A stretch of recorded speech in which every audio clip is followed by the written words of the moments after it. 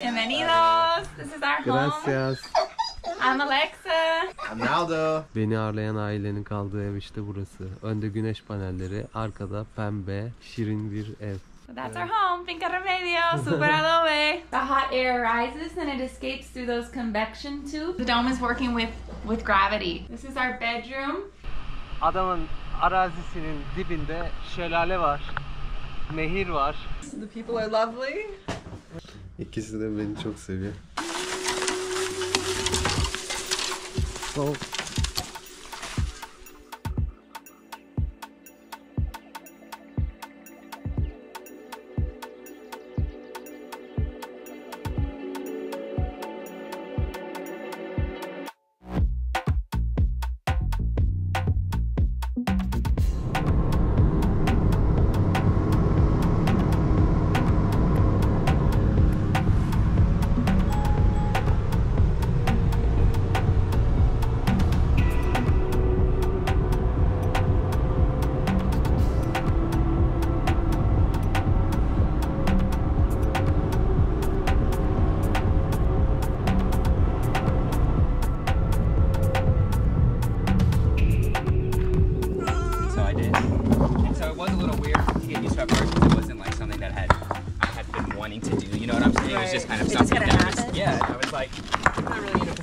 turn down opportunities, so why not, you know, But hey, I mean, like learning a skill.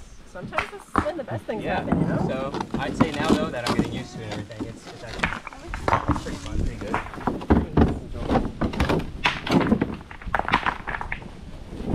Really cool.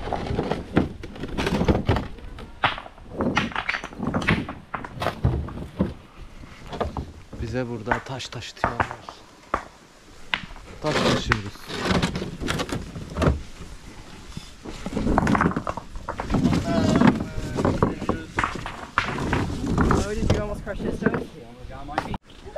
Bugünkü yemeğimizde pilav var. Kızım ayağına bas. Are you okay? He stubbed the one fucked up toe. Bir de böyle bir yemek var. Turp var içinde, peynir var ve tavuk. Şimdi biz buraya bir patika yolu açacağız. Buradan dereye inen bir patika yolu.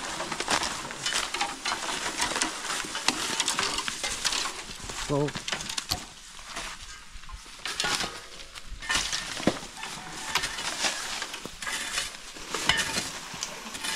Yeah, this is the beginning of the old stair.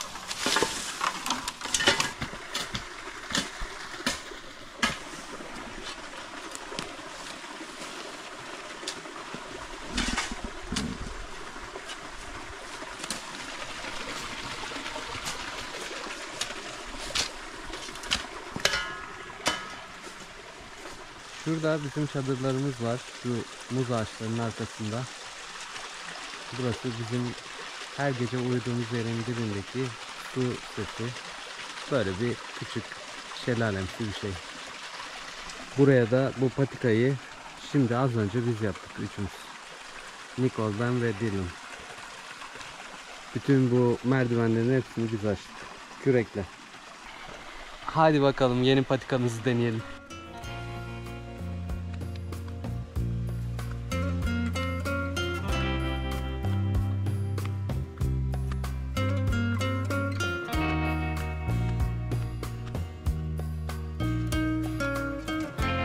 İşte yeni patikamız.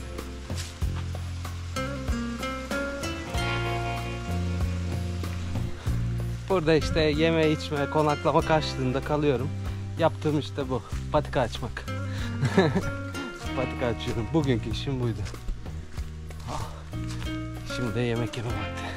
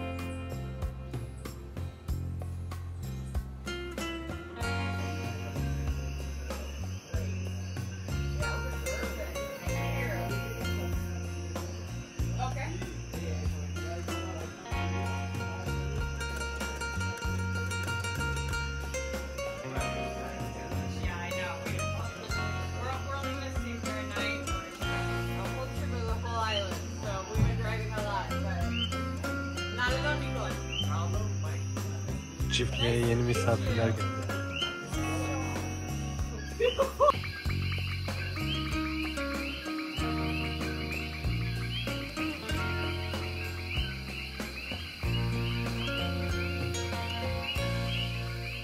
Bu gördüğünüz meyvenin adı guanabana. Dondurma gibi duruyor. I sent Huh? I sent a picture of this to my friend from Panama, and she's like, "Oh, it's guanabana." I'm like, "Oh, you know it." Dışarıdan görüntüsü bu şekilde. İçi de böyle görünüyor. Guanabana. Love water. You love water. Bugün taş toplama işi yapıyoruz.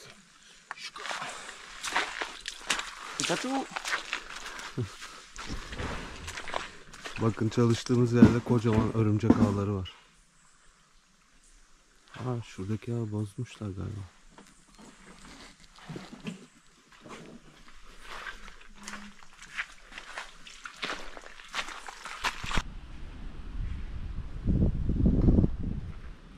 Şimdi Puerto Rico'da bir yere taş taşımaya geldik.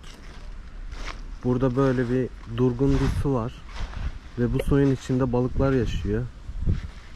İguanalar yaşıyor. Daha önce Amazonlarda gördüğüm bir kuş türü var burada. Uzun bacaklı ve uzun gagalı. Bembeyaz bir kuş. Sarı bir gagası var. Şurada bile şu küçücük yerde bak. Hiç kimyasal bir atık, çöp, kola kutusu, bira şişesi, bir ambalaj, sigara izmariti, hiçbir şey yok. Puerto Rico'yu bu açıdan çok sevdim. Burada doğaya saygılılar. Bak burası bir inşaat bölgesi. Makineler çalışıyor burada. Biz buraya taş taşımaya geldik ve burada hiç çöp yok yerlerde.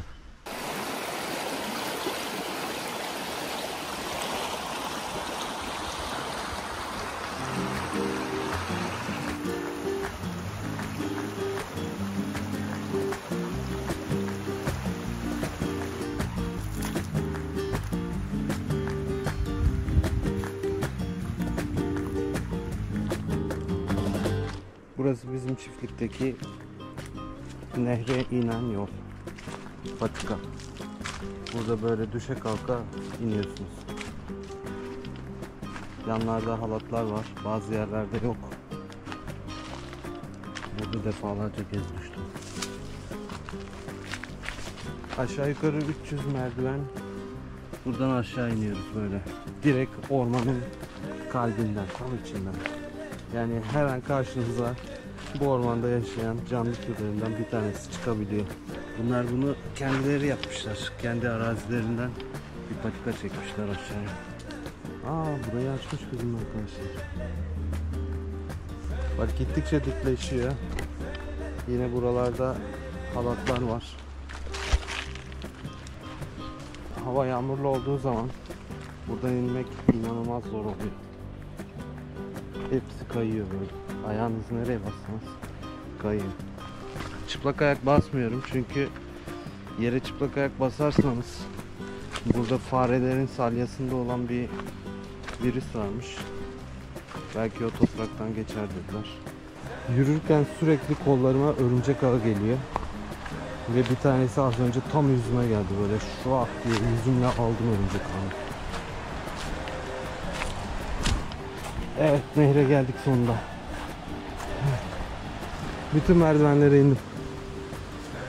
İndiğiniz yeri kaybetmemeniz lazım. Çünkü ormanda her yer birbirine benziyor. Şimdi bu nehirden sağa doğru giderseniz 2-3 tane çok güzel doğal su havuzu var. Ama şu tarafa giderseniz şelaleler ve doğal su havuzları çok daha güzel. Ben o tarafa gideceğim şimdi, sola.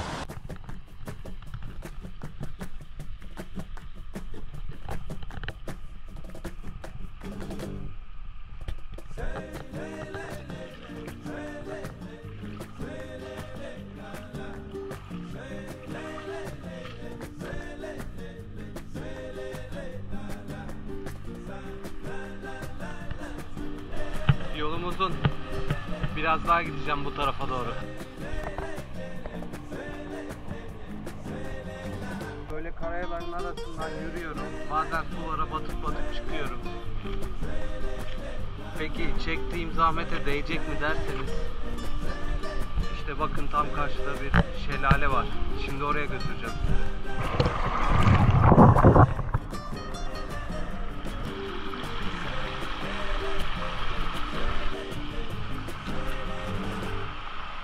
İşte çekilen tüm zahmetlerin bedeli. Şelaleye geldim. Arkada bir tane daha var. Oraya da götüreceğim sizi. Bir vatandaşın arazisinin dibindeki bir nehir. Etrafı görüyorsunuz. Kaktüsler, sarmaşıklar, ağaçlar, şelaleler. Adamın arazisinin dibinde şelale var. Nehir var. Böyle bir orman var. Adama diyorum ki sen burada milli parkın içinde yaşıyorsun sanki diyorum. Gülüyor bana.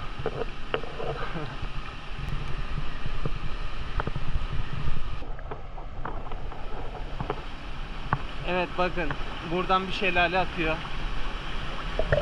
Buradan başka bir şelale akıyor. Ben ikisinin ortasındayım.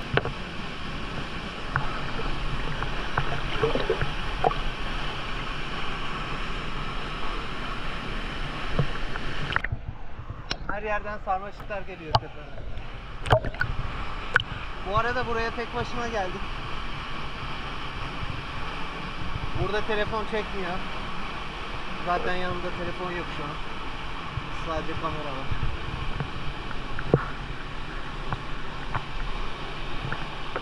Burada başınıza bir şey gelirse kendi başınızın çaresine bakacaksınız. Çiftlik 300 basamak yukarıda. Ve basamaklara öyle çıkmak kolay değil. Ayağınız kaymadan çıkabilirseniz. Bravo.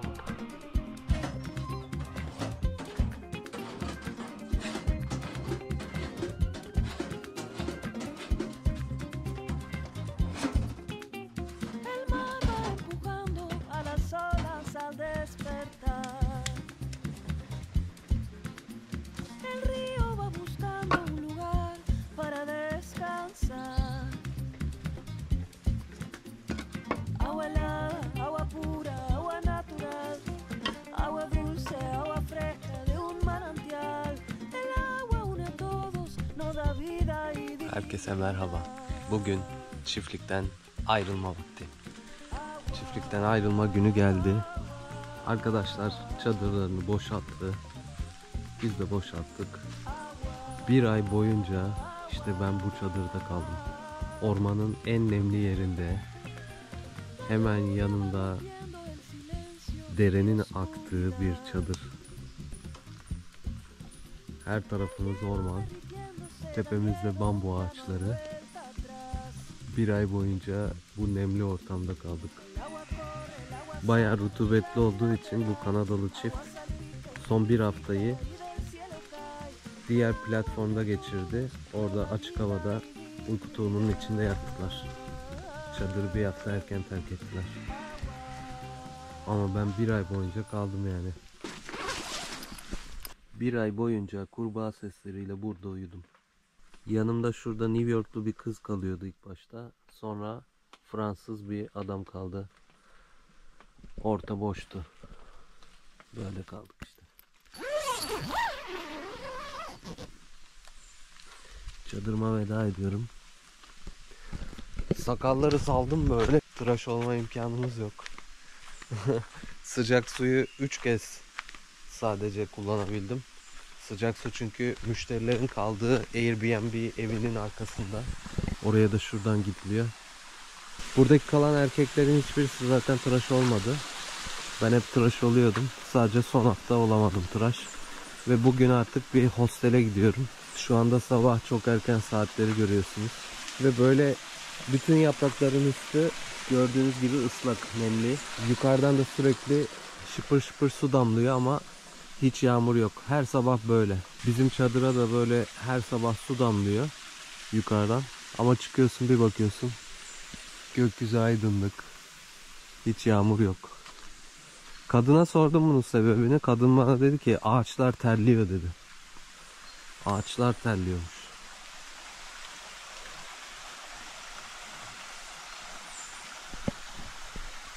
Ağacın teri bu yani.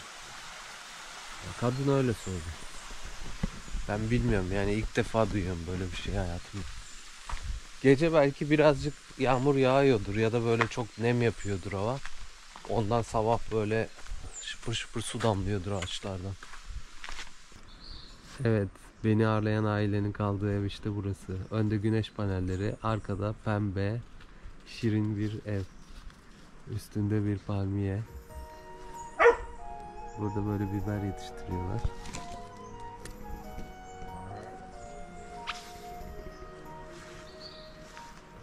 Papayalar var.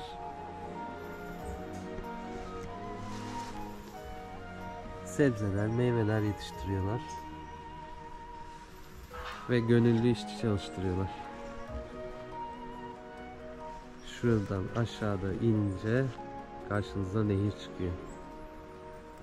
Oraya da yüzmeye gidiyorlar, yıkanmaya gidiyorlar, huzur bulmaya gidiyorlar, meditasyon yapmaya gidiyorlar. Bakın böyle sebzeleri var, meyveleri var hep her tarafta. Böyle bir evde yaşamak ister miydiniz? Ormanın tam ortasında. Kediler, köpeklerle birlikte, tavuklarla birlikte. Artık buradan ayrılıyorum. Ayrılık vakti geldi. Elveda örümcek ağları.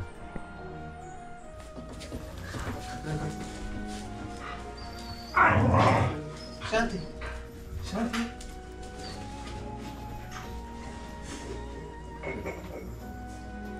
Lakshmi. Lakshmi. Lakshmi. Come. Venir.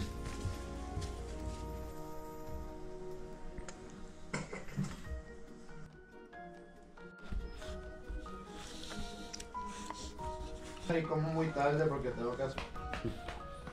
İkisi de beni çok seviyor.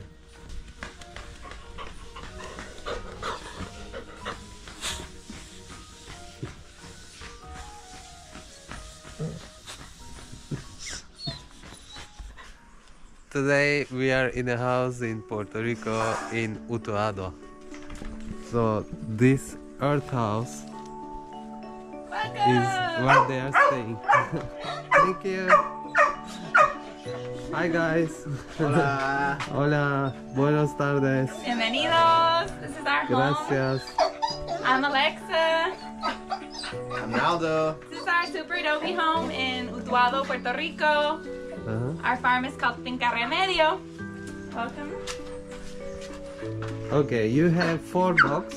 We have 4 loving dogs. This is our home. It's a super adobe home. Super adobe is an earth bag structure. So these walls are made out of clay and sand. They're bags that are filled with clay and sand from this land right here. And who is And this then compacted. person? This is our Guru Ama. Guru Ama. What's she doing?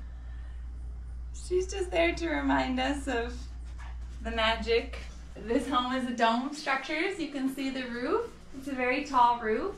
The hot air rises and it escapes through those convection tubes that you see up at the top. It's also, the dome structure makes it super strong because it's aerodynamic. So we get a lot of hurricanes here in Puerto Rico, so the aerodynamic structure means that the wind just kind of slides off the top of the roof.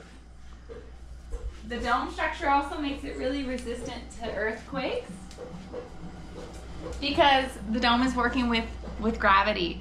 So you can kind of check out the roof here a little bit.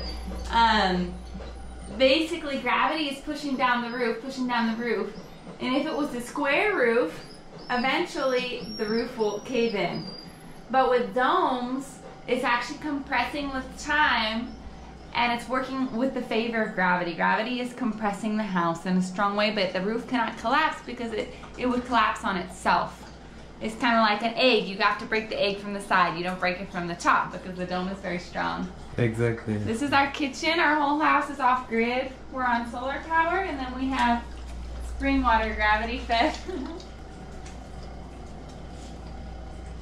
We had quite a few earthquakes a few years ago. The strongest was a 6.4, and our house did pretty well. This is our bedroom. You can see the dome roof. Yeah. So you can watch the sky when you go to sleep? Yeah, we can see the moon. Wow, that's great. The walls are so thick. They're 2 feet thick. So they have what's called thermal mass. Mm-hmm. So the walls are cold to the touch. They absorb the cold of the night and they release it during the day. So the house is a lot cooler on the inside than it is on the outside. And then it has the opposite effect. In the evening, it's a little bit warmer than it is outside because it absorbs the sun of the day and releases it at night. This is called thermal mass. Here's our bathroom. Our toilet is a biodigester toilet. So the caca goes to a bag on the outside where bacteria eat it. And then they produce gas, and then that gas goes over to the stove. So this is our home. You can see some of the pictures, the process of the build. Ah, this is the time when you were building. Yeah, so there's my husband Naldo filling the bags. Yeah. You fill them on the wall. This is Naldo. They're filled with the earth from right here, from this where we flattened out this ridge. Yeah. And then this is what it looks like before we plaster it. The inside is plastered with a lime plaster and the outside is plastered with cement for waterproofing. Mm-hmm. So that's our home, Finca Remedio, Super Adobe, earth bag. And do you need some workawayers to come here and volunteer for you from Turkey? We're actually pretty good after you hooked it up. You are good for a minute. Okay. Maybe later. They can check out on Workaway website. Yeah, we also have glamping, so you can check us out on fincaremedio.com. You have also an Instagram page. Finca Remedio. Finca Remedio. Mm-hmm. Also Facebook. Also Facebook. Same. Okay. Thank you very much for opening your house and opening your heart for me. I love you guys. You're the best. What do you think about this farm? I think it's beautiful. And the people are lovely. Delicious. The food is delicious. Did you enjoy the river? Very Love much. the river. I like the dogs. The dogs are Mañana a nice. las 11. Uh-huh. One of the cats is mean, but the other one's good. Very nice. Did you share your food with the cats? Involuntarily. A little bit. But now it's time to go. Yeah, we came together, all together, and we are living all together, 3 of us. Yep. We came with the same airplane, and it was a coincidence we bought the same airplane ticket. I know, that's crazy. And we are living together on the same On day. the same day. Yep. Yeah. Leo, how was it? Good? Good man. It is funny like Everything? Everything, yes, everything is good. I will miss you, Leo. What? I will miss you. You want miss you? Miss me? Yes. Okay, nice. Thank you. I give you a- Thanks for everything. Yeah. You guys, enjoy your life. My roommate. All happiness and all love of life for you. You too. Bon voyage. Bon voyage, man. Bon voyage. Guys, who knows? Maybe 11:15, maybe 11:30. I never know. But is it from the same spot? His is coming from the San Juan, yours is coming from my way. But is it picking up in like Yeah, the same spot. And are they labeled or they'll just like pull over and we have to ask? It's like a white van. It's like a white van, and they're gonna not just gonna drop you off at the pickup spot. Gotcha. It's like a white van, and it should say on it like. Bu şelale su kaydırağı gibi duruyor, bakın. Hepsi birden su kaydırağı gibi. Özellikle şu sondaki.